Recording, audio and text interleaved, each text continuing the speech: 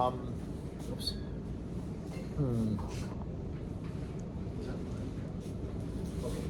Take you to the notes on this chapter, which is here. And I actually have symbolism that I'm offering up. Can you see the background in this new chapter? You can see it from my background slide. Yes, it is a tunnel. Yes, that's exactly what it is. We go into chapter 8 and we see, there it is, the light at the end of the tunnel. We're not about to get hit by a train. That's not as simple as that.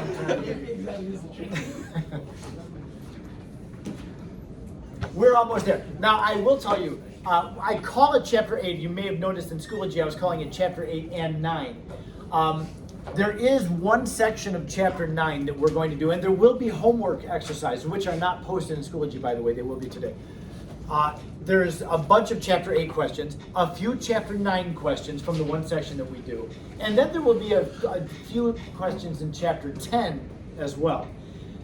Chapter 10 deals with liquids and solids, and it gets to properties of liquids and solids that will be explained by intermolecular attractions, which we will learn about in this chapter. So, very important.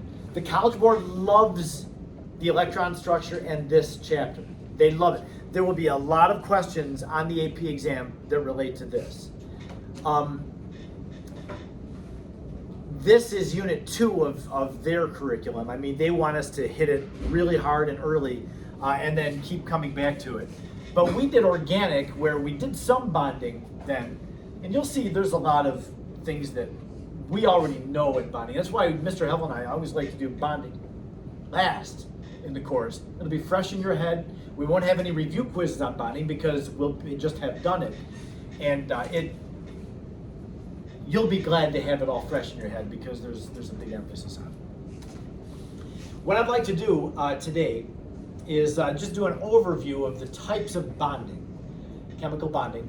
Let's talk specifically about ionic bonding and metallic bonding today. That'll get those out of the way, and then for the rest of our time, we'll just focus on covalent bonding. That's what takes the most time. Ionic and metallic have some things that we have to understand, but it's not extensive like covalent bonding. So here's just a very quick overview. Ionic bonding, and you know all this already. Ionic is when you have a metal and a non-metal, positive ion, negative ion. The attraction between positive and negative is what is the impetus for ionic bonding. There is a word that we use for attraction of opposite charges. I mean, attraction of opposite charges is what ionic bonding is, but the College Board it's got a pet term that it likes to describe that attraction with. It really means the same thing as what I have up here. I'll show you the pet term in a few minutes. As opposed to ionic bonding, there's covalent bonding. The word covalent has the prefix co in it. What does co mean as a prefix? Together. Yes. Without even using a word, Uriel does this. That's co, right? That's co. Co means together. Cooperation, for instance. Co-pilot, working together, right? And then you've got the root here, valent. It's valence electrons together. It's the sharing of electrons. Now, what's really the difference between these two? Nonmetals will bond to other nonmetals with covalent bonds, because ionic bonding involves one thing losing electrons and something else gaining the electrons. Now you've got charged things that are attracted to each other because of their charges. Covalent bonding, you've got all nonmetals. They tend to hang on to their electrons. None of the nonmetals tends to lose their electrons. So if they all want to gain and there's nobody that's willing to lose that's present, then what they wind up doing is they just keep their electrons and they share. And that's where the idea of covalent comes from. Then we have this oddball kind of thing, this metallic bonding. Metallic bonding is not quite really in the same category as ionic and covalent. But it is still, you can't really give it its own category. It still has to do with the holding of atoms together and the attraction of atoms. The metallic bonding is responsible for the strength of metals. Iron. We use iron to make vehicles. We use iron to make weapons. We use iron to make tools. It's really a strong substance. Not just iron. I'm not just saying iron has metallic bonding. All metals are held together with metallic bonds. They're strong. Metals are strong because of metallic bonding. So we'll get to what causes metallic bonding here today as well.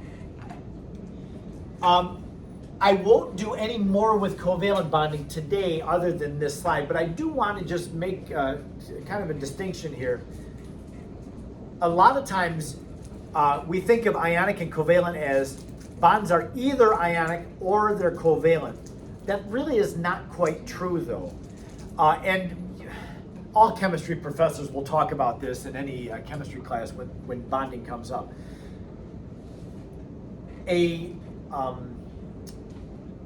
bond is purely covalent if it is a bond between two of the same element, like Cl2. A chlorine molecule that's got two chlorines attached to one another. Both chlorines have the same electronegativity, so they're sharing as perfectly as nature allows for sharing to happen.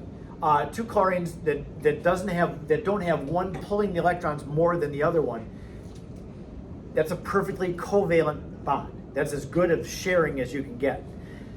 As we go from no difference in electronegativity, En is for electronegativity.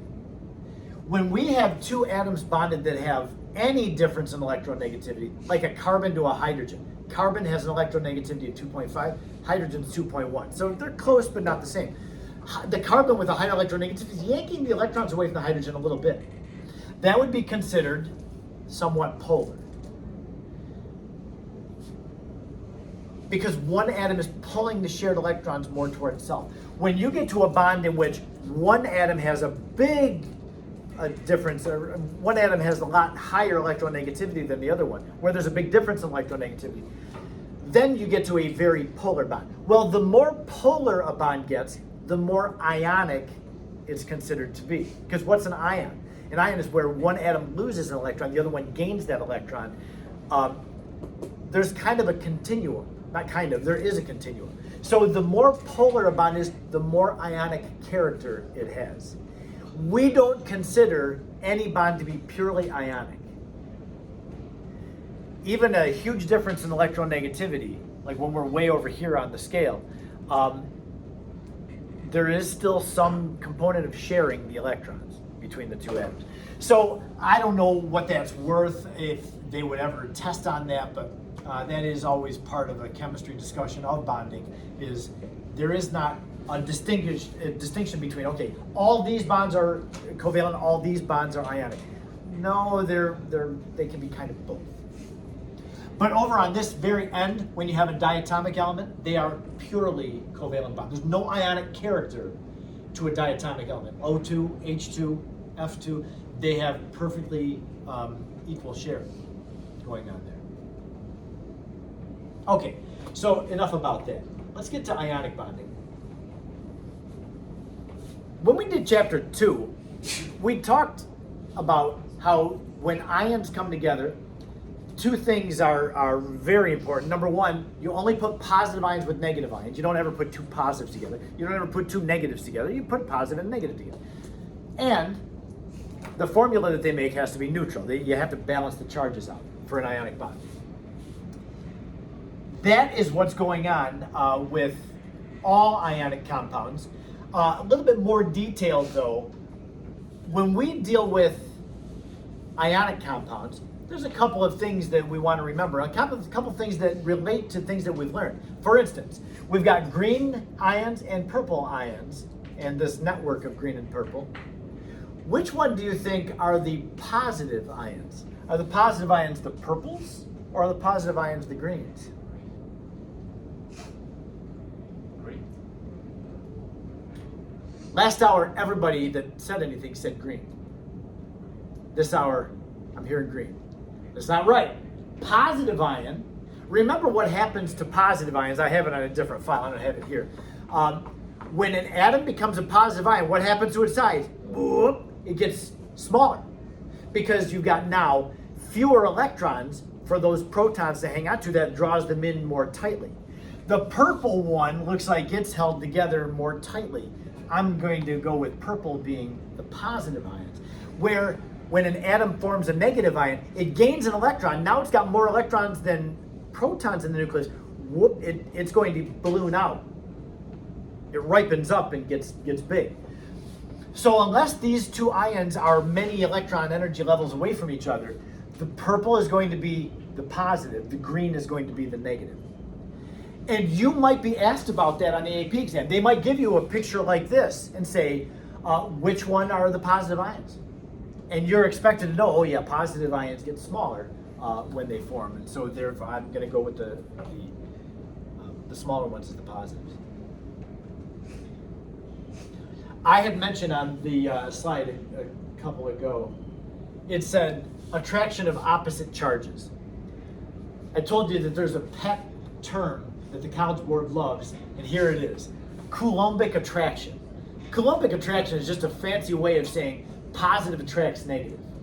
That's all that means. We all have learned. I mean, you've known since elementary school, the positive attracts negative. Opposite things attract one another. I'm not telling you anything different than that. That is still the guiding principle of all ionic bonding. You need to know this term though. You'll see when you start doing the AP classroom questions, they love this term. Oh man, it's like they write this term in butter and then they melt it and soak it all over themselves. That's how much they love the term Coulombic attraction. You'll see it that much. That was kind of an odd description. Sorry about that. I just don't have a high opinion of people that work for the College Board. So yeah, sometimes I might be out of line. Another thing, so I guess there's going to be two terms that I'm going to use, and you're going to see, I'm going to show you a video, which is something I rarely do at the end of the hour.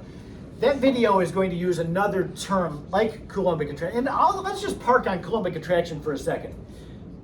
We learned in the last unit coulombs. Coulombs are the metric unit for charge, electrical charge. So when we're looking at Coulombic attraction, what are we talking about here? We're just talking about the attraction between oppositely charged things. But I'll tell you, if there's ever a question that asks you to describe anything about the nature of an ionic bond, just make sure that you include the term Coulombic attraction, because I'm telling you, the AP readers, they are trained to look for only certain phrases. As soon as they see those two words, okay, the student's got it, move on. That's what they're looking for, I'm telling you. All you have to do is you could write a whole bunch of garbage, you can swear in there, so as soon as you put Coulombic attraction, it's like, okay, that student knows what they're doing, on they go. Another term though that's used to represent the same idea, the attraction of opposite charge, is electrostatic attraction. It's more of a physics-y kind of expression, but electrostatic is the same thing. You've got a permanent positive charge and a permanent negative charge. So they're just naturally, inherently attracted to each other. They'll draw to each other, just like a magnetic field. On a magnet, you have this permanent magnetism, and with charged ions, you've got that permanent charge too. Another thing that I would say about, and I will get this wrong sometimes, I'll refer to a molecule of sodium chloride, or a molecule of any ionic compound, potassium sulfate, or whatever, one molecule. That really is not the right term. I use it anyway, and shamelessly I use those terms. If I were to point to any, I'll just point to one. This green negative ion, what purple positive ion is that one attached to? Is it attached to that one? Is it attached to that purple one? Is it attached to that purple one, or that purple one, or the one behind? I don't know, it looks like they're all the same. With ionic compounds, you get this network where the negatives surround themselves with positives. The positives surround themselves with negatives. Two negatives try not to get too close to each other. Two positives try not to get too close to each other. So they arrange themselves very specifically. You get this network where you've got all this very orderly arrangement. There are not molecules. For NaCl, the proper term is to say, well, the fundamental particle of NaCl. That's the word that we use rather than than a molecule of NaCl. In contrast, if you have water, a molecule of water has clearly one oxygen and it's chemically bonded to two hydrogens. That makes up one unit. That's a standalone unit. With this, even if you have ice, let's say that we have like a chunk of ice. If we were able to take a microscope and see every atom, we would see that every oxygen is bonded to specifically two hydrogens. And that makes up one molecule. With this, there's not clear, obvious molecules. There's just this network of ions. And that's the way they exist. The last thing, this is slide number 1 of 2 of ionic compounds. The other thing about ionic compounds is we do need to be able to compare which ionic bond is stronger than another ionic bond. So if I give you 2 ionic compounds, I can ask, which one do you think has stronger bonds? And the bonding in ionic compounds is called the lattice energy. And I'm going to connect this with what we learned early in the year, and I'm going back to November. Back in November, we were doing thermodynamics. And I told you at that time with thermodynamics that when bonds between atoms are broken, energy must be put in. When bonds form, energy is always given off. And I told you at the time, that is a universal truth. That's always true. There's no exceptions to that. Anytime bonds are formed, they form because that makes the matter more stable and energy is going to be given off. But breaking bonds is going to take in energy. Well, when we look at this formula, it's got a kind of a funny name. We call it lattice energy. The reason we call it lattice energy, this really is totally unrelated, but the word is the same. If you have any experience with gardening, maybe mom and dad, grandparents, maybe you like to work in a garden or plant flowers or whatever. Flower gardens are wonderful. I hate picking weeds. So when I was a kid, I was asked to pick weeds several times and I just was turned off by gardening. So I've never wanted to garden. But I like gardening. I like it when other people plant them and I admire them. You can go to a gardening store or a big box like a Menards or Home Depot store like that and buy these kinds of decorative things that you put out in your flower garden. A lot of times they'll stand up, like sometimes 6 or 8 feet tall, this thing. And this is called a lattice. You go to the store and find it. You can go ask any person who works in a nursery department and say, hey, where is the lattices? And they'll point you to these things. So you plant your flowers in the soil, of course, and if it's a viney growing plant, then they'll grow up into the lattice and you have this whole lattice with these vines and flowers growing out. It's beautiful. It really makes a garden look very nice. That's called a lattice. Lattice represents the very specific arrangement. You can see how orderly this thing is with the slats in it. That would represent a crystal lattice. So it's just like an orderly pattern. So the lattice energy is the energy given off when an ionic bond forms and creates this crystal lattice. You are not going to have to calculate with this formula. And this is not a terribly complex formula, but we'll never actually have a value for K. We just have to understand it and be able to compare lattice energies of ionic compounds. So the lattice energy delta H is some constant times Q1 times Q2. What is that? The Q's are what the ion charges are. So if you have like NaCl, Na is positive 1, Cl is negative 1. It's just positive 1 times negative 1. Notice, that is going to give you a negative numerator. Positive 1 times. You're always going, because ionic compounds are always positive with a negative, that numerator will always be negative because it's a positive number times a negative number. K is always positive, R is always positive. So that means that this side will always give you a negative number. And that should be consistent with forming bonds releases energy. That delta H will always be negative for the formation of bonds. Now, the bigger the delta H number, the stronger the bond. That's what we want to remember. The bigger the delta H is, the stronger the bond, meaning the more energy is given off.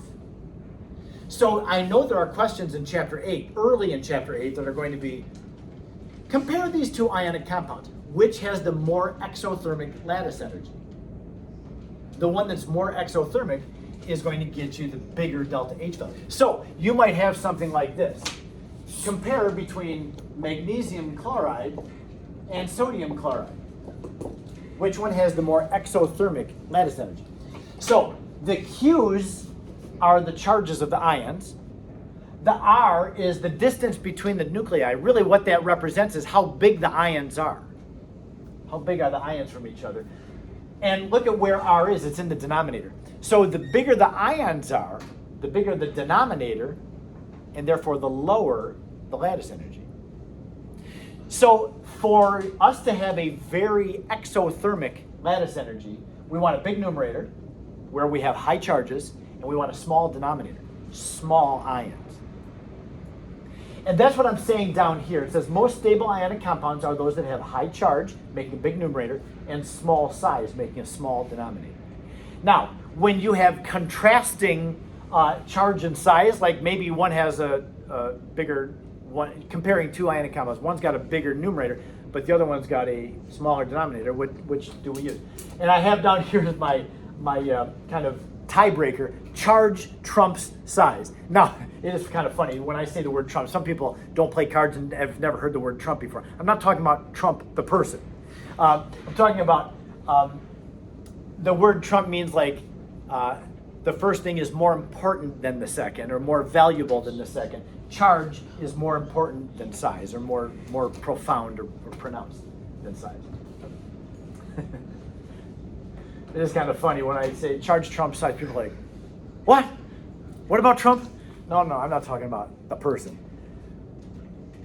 Okay, so going back to this example, this would be like one of the questions in the homework. Which has the more exothermic lattice energy, magnesium chloride or sodium chloride? Now take a look. Magnesium chloride, you've got a +2 charge on the magnesium and a -1 chloride. Sodium chloride is +1 with a -1.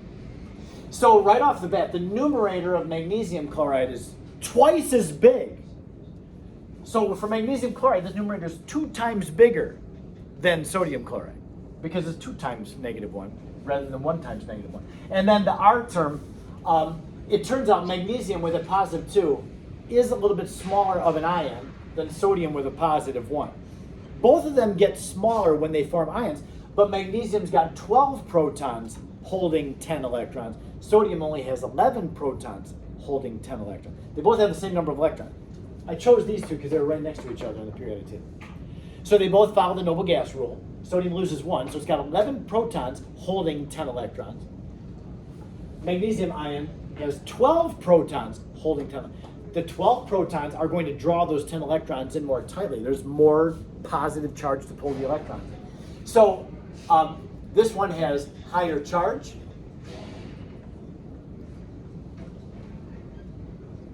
And smaller size. Therefore, this has the more exothermic lattice energy. And what does that mean? It means magnesium chloride has a stronger ionic bond than sodium chloride. It's a stronger bond. The more exothermic the lattice energy, the stronger the bond is. Now that's going to matter when we start talking about solubility. I mean, we've talked a lot about solubility over the year. We did solubility rules in chapter 4. Then we did the equilibrium of solubility in chapter 16. Now I'm coming back. We can actually talk about the delta H that's involved with solubility and look at, okay, why is it that magnesium fluoride is not very soluble? Well, now we see that the bond, the ionic bond holding the magnesium fluoride is pretty strong. It takes a lot of energy to break that bond. And so, the concepts do work together. So that's ionic bonding. Those are the things that we need to know about ionic bonding. We have to be able to determine lattice energy, and we should know conceptually the fact that, and I had kind of passed over this one, we collectively have not seen any ionic compound that's a liquid at room temperature. They don't exist.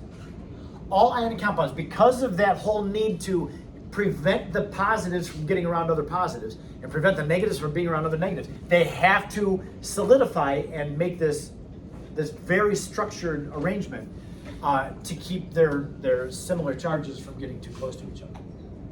So they're only solid at room temperature. You can heat them up enough and get them moving fast enough and melt them down. But at room temperature, when they're not moving that much, nope, they'll be solid. Now the last thing for us, I'm going to go pretty fast through this one. Don't have much of a choice. Metallic bonding. What is it that makes metals so strong?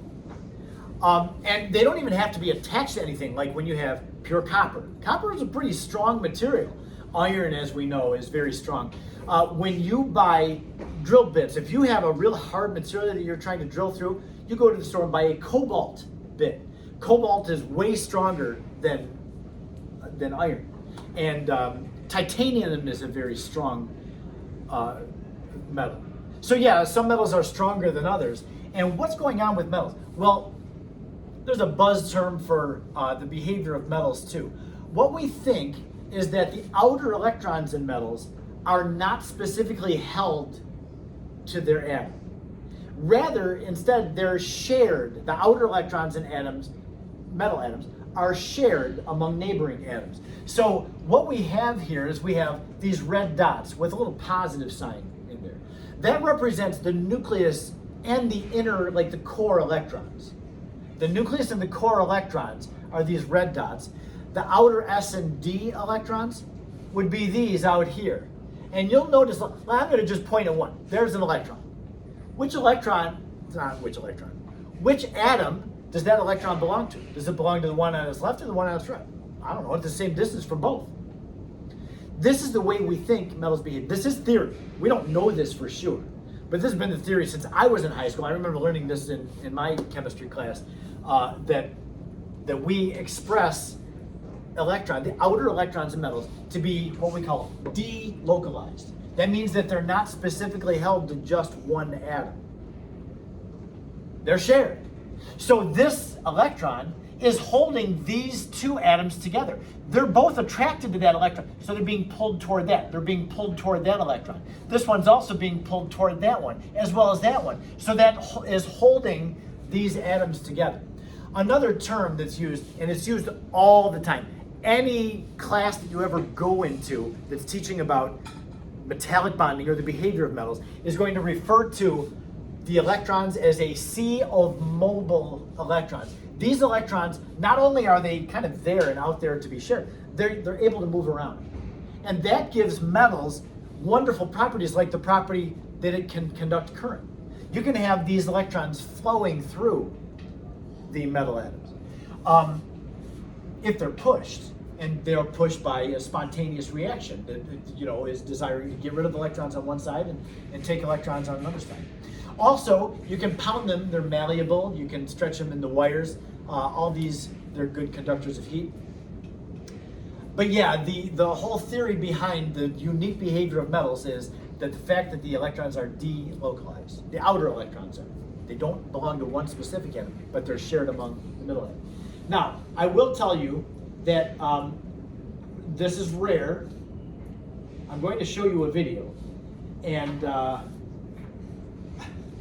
I know that we've all had lunch now, and we're kind of hitting that, okay, I'm getting ready for the end of the day. It's only 4.5 minutes.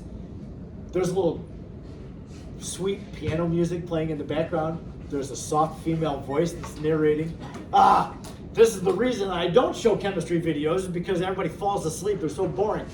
But this one actually has good content. They did make one mistake, and I'm going to stop the video when I see the mistake to tell you, yeah, they got one wrong. But in general, it's good, and they describe the bonding better than I can with the drawings that they have. So for 4.5 minutes, see if you can stay awake and check this out. Okay, just a second. Why did that mute?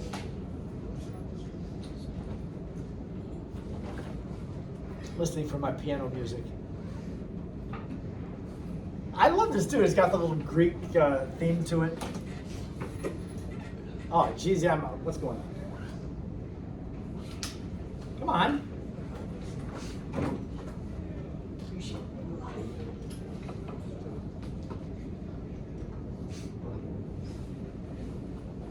Oh, come on.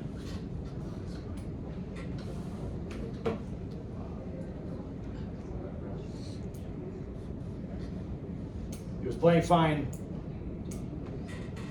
Okay, hold on a second. I had it. It's there.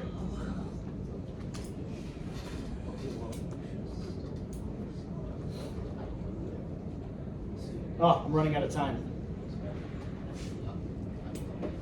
I'm going to play it from my iPad, which has been charging. I think I even still have it up on the iPad. It's good. I'd like to be done with Metallic and be able to go on to Covalent tomorrow. Yep, here it is. Let's see if I can get this to share.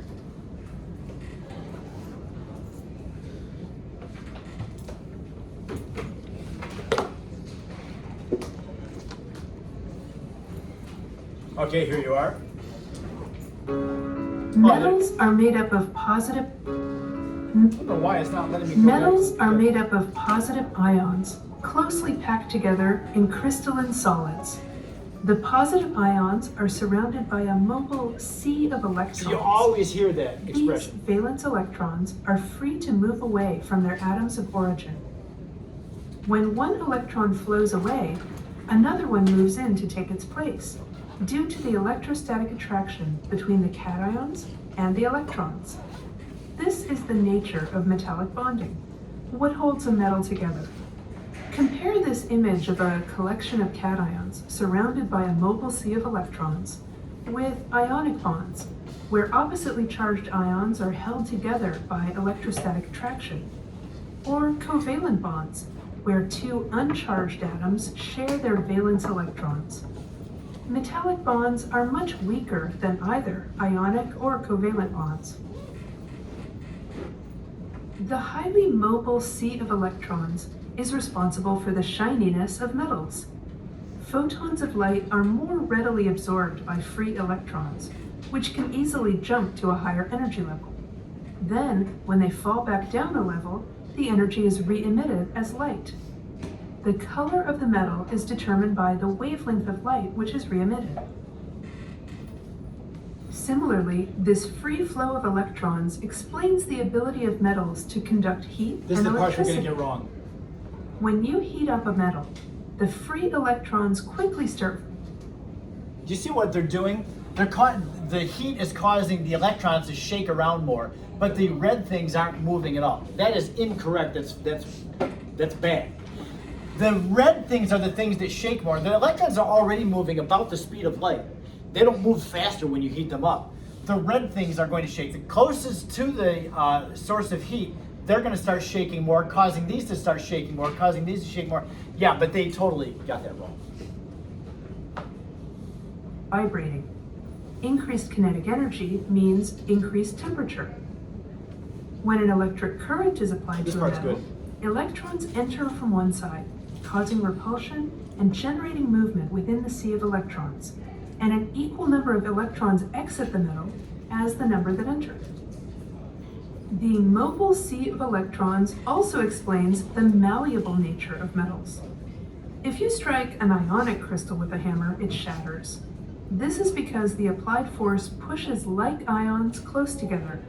They violently repel each other, breaking the crystal apart. In contrast, if you hit a metal with a hammer, it doesn't break, it just dents. Metals are able to deform in response to an applied force. The mobile sea of electrons shields the cations from each other, preventing violent repulsion and allowing the metal to change shape. The most malleable metal is gold. That's why brother A produced similar gold. property to the It's good malleability of metals is their ability to be pulled into long, thin wires. We call this ductility. Ionic compounds are not ductile for the same reason they are not malleable in general. If an ionic compound is forced into a long cylinder, it breaks apart because of the repulsion of like ions. In contrast, a metal can be pulled into a long cylindrical shape because the cations can line up, shielded from each other as the fluid-like sea of electrons flows around them. The most ductile metal is platinum. Almost all metals. All right, it's about time to go. So I'm going to cut it off there. But that gives us